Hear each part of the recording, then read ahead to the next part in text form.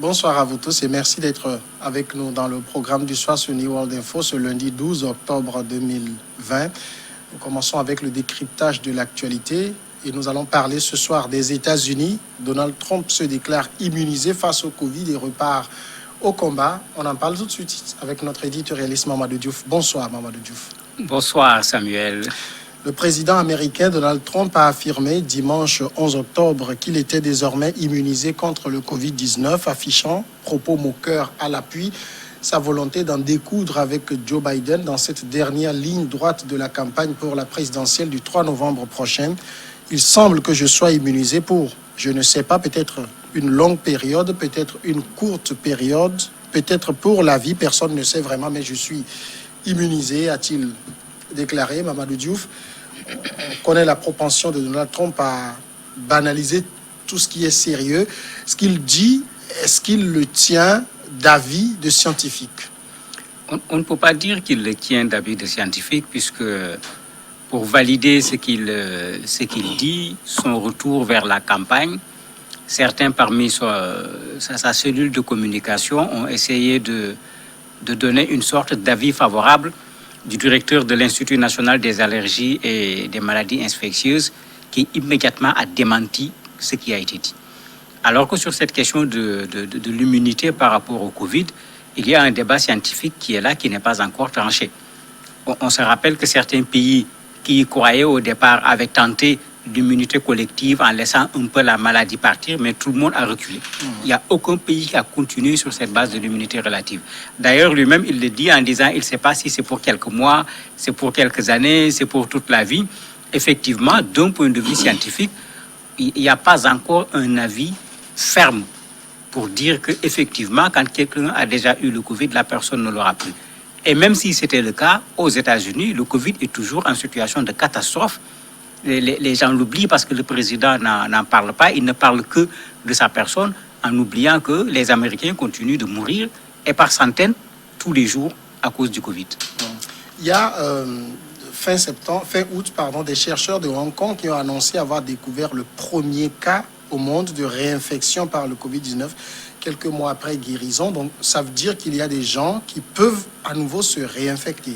Mais bien sûr, ce n'est pas le seul cas. Au Sénégal, le professeur Seydi avait présenté également, je crois, 2 ou 3 cas où les personnes ont été réinfectées. Il disait même, on ne peut pas savoir est-ce que c'est réinfecté, c'est-à-dire est-ce que la personne a attrapé à nouveau ou bien est-ce que c'est le test qui avait dit qu'il n'y avait plus de virus. Peut-être il y en avait encore en petite quantité. Les scientifiques sont dans la prudence quand on parle d'immunité. Trump n'est pas un scientifique, mais Trump, ce qui l'intéresse, en fait, il veut aller faire campagne. Et bien sûr, il n'est pas logique que quelqu'un qui n'est pas guéri d'abord, quelqu'un qui peut contaminer les gens, quelqu'un qui peut attraper la maladie, parce que c'est lui le président des États-Unis jusqu'à présent. Quand on prend tous ces critères, la logique voudrait qu'on dise au président, restez en quarantaine, d'abord pour votre propre santé, qui touche également à la sécurité des États-Unis, pour la santé de ton entourage, parce que quand tu te déplaces, c'est plusieurs personnes qui sont obligées de se déplacer, mais pour la santé également des personnes qui vont être rencontrées lors des meetings et autres qu'on organise pendant la campagne électorale. Donc c'est pour détourner ce débat qu'il commence à dire qu'il est immunisé. Non seulement il est immunisé, il allait jusqu'à dire même qu'il ne peut plus contaminer quelqu'un, mais on n'a pas vu les scientifiques américains confirmer une telle chose. Les gens se posent plutôt des questions sur sa guérison parce que quelqu'un comme Biden, à chaque fois qu'il fait un test, on publie les résultats du test. Trump, on n'a pas publié ces tests, c'est l'opacité la plus totale. Ce qu'il dit actuellement qu'il est immunisé, ça a été publié où? Les médecins n'ont pas encore publié même le test qui montre qu'aujourd'hui, si on le teste, il n'est plus positif. Je ne parle pas encore d'immunité. En tout cas, il y a le docteur Sean Conley qui a publié un bref communiqué samedi soir, médecin de la Maison-Blanche, dans lequel il a affirmé que le président américain n'était plus considéré comme risquant de transmettre le virus. Oui, mais d'abord, c'est un médecin qui parle. Nous, on préfère un langage beaucoup plus clair. Ici, c'est un médecin qui parle, mais qui ressemble un peu à un politique. Risquant, ça signifie quoi? Qu'on nous dise clairement, il est guéri, il ne peut plus transmettre le virus. Parce que quand cela est établi d'un point de vue scientifique, c'est ce qu'on fait. Et c'est pourquoi, d'ailleurs, on dit aux populations, il ne faut pas avoir une attitude de discrimination par rapport aux personnes qui ont eu la maladie et qui sont guéris, parce que quand ces personnes ont été traitées comme il le faut et qu'elles sont guéries, il n'y a pas de risque pour que ces personnes ne puissent contaminer quelqu'un. Mais ce n'est pas ce que le médecin dit. Il dit effectivement, on peut considérer qu'il n'est plus... On peut considérer qu'il n'est plus à risque par rapport à des contaminations.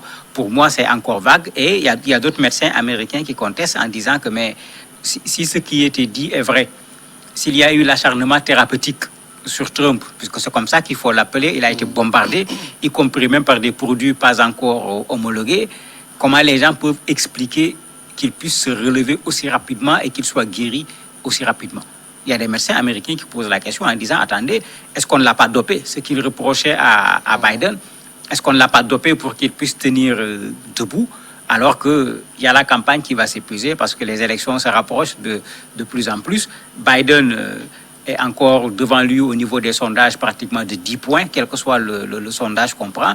Il veut se rattraper parce qu'il a perdu du temps en matière de campagne sur le terrain. Alors, l'attitude de Donald Trump, le fait qu'il a été hospitalisé quelques jours, ressorti, ça fait poser beaucoup de questions. Les gens se demandent s'il a réellement fait la maladie. Oui, certains se posent la question, mais bon, quand on regarde objectivement, je ne vois pas quel intérêt il pouvait avoir à faire semblant d'être malade, puisque ça l'a mené à arrêter sa campagne. La deuxième chose, il y a des dizaines de personnes autour de son entourage qui ont fait la maladie, y compris sa propre femme.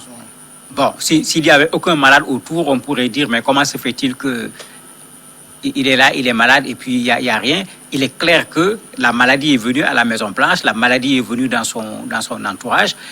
Maintenant, ce qui est curieux, c'est la façon dont il a pris la maladie. Puisque tout le monde se disait, bon, puisque Covid a attrapé le président Trump, pour une fois, il va quand même être raisonnable en tenant aux gens le discours qu'il faut par rapport à la maladie. Mais il est dans du triomphalisme, il a vaincu la maladie, bien que dans le triomphalisme, il y a du faux.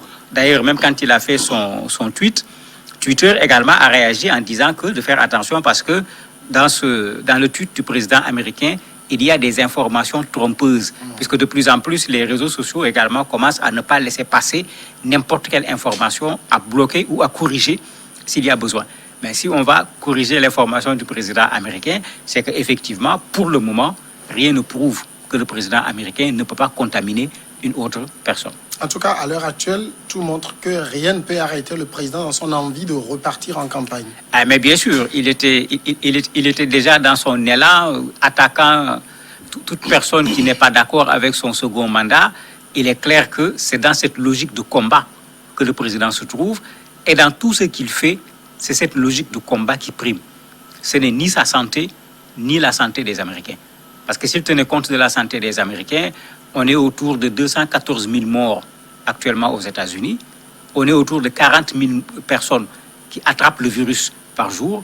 Mais il aurait fait campagne certainement comme Biden est en train de le faire, en essayant un tant soit peu de respecter les gestes barrières.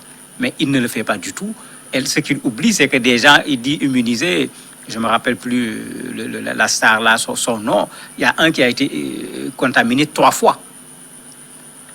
Et 3 fois de suite. Et sur une période encore beaucoup plus courte. Donc, il ne faut pas qu'il fasse croire aux gens qu'il est immunisé. Le risque est là, qu'ils le prennent ou bien qu'ils le transmettent à d'autres, ou que les événements qu'il va organiser soient des espaces à partir desquels la transmission va se faire, comme ce qui lui est arrivé, lui et son entourage. Mais la seule logique de Trump actuellement, c'est d'avoir son second mandat au niveau des États-Unis. Rien d'autre ne tient devant lui. Alors justement, Donald Trump a contracté le Covid, il a fait la maladie. Alors ce Trump-là qui dit qu'il a appris du Covid, est-ce que c'est un Trump qui, dans sa campagne, on va le voir plus respectueux des mesures barrières? Mais on ne dirait pas. On ne dirait pas parce que son premier discours à la Maison-Blanche devant ses partisans, quand il est venu se mettre devant les gens, il a quand même porté le masque. Il s'est présenté avec le masque, mais la première chose qu'il a fait, c'est de l'enlever. Et dans le discours, il montre qu'on est plus fort. Il a même dit qu'il va finir avec le Covid, en montrant que lui, il l'a vaincu. Donc, il va travailler les produits qu'on a mis à sa disposition. On va les mettre à la disposition des populations américaines pour pouvoir les soigner et vaincre le Covid. Non. Le problème avec le Covid, ce n'est pas de soigner. Même s'il n'y a pas encore un médicament spécifique, le plus grand nombre de personnes soignées à temps sont guéries par les médecins. ce problème ne se pose plus. Le problème qui se pose, c'est la façon dont la contamination va très vite et la façon dont ça vient bloquer les hôpitaux, au point que les gens sont obligés d'utiliser la méthode la plus forte, un confinement, qu'il soit partiel ou qu'il soit total, pour arrêter la contamination. Le véritable problème, c'est la contamination. Et quand on voit Trump dans ses attitudes, mais ces attitudes favorisent la contamination. La preuve, lui-même et son entourage n'y ont pas échappé. Alors aujourd'hui, il y a quand même un débat qui était annoncé pour le deuxième débat qui était annoncé pour le 15 octobre prochain.